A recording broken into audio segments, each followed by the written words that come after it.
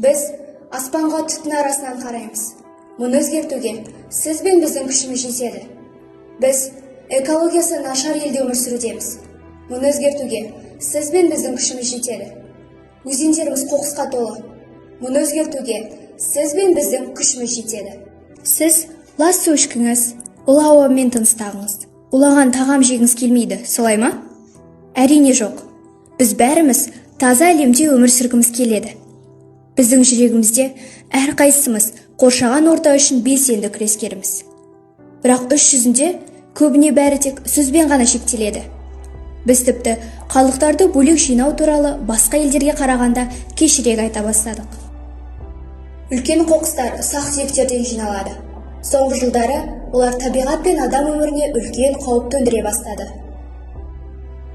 Қоқыстарды сұрыптаусыз лақтыру арқылы полигондардың айналасына жағымсыз иіс таралады. Ал шіріген өнімдер жер асты суларын ластайды.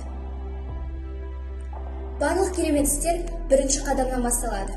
Мысалы, өз отбасыңыздан бастаңыз. Күнделікті тұтынатын заттарды барынша бөліп жинаңыз.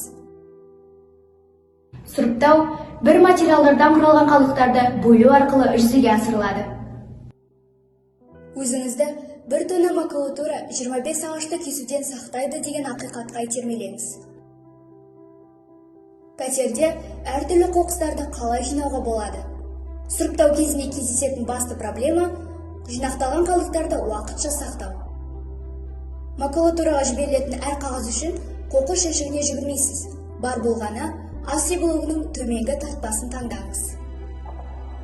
Көлемді пакеттерден аулақ болу арқылы тұрмыстық қалдықтардың санын азайтып қана қоймай, отбасылық бюджетті үнемдейсіз.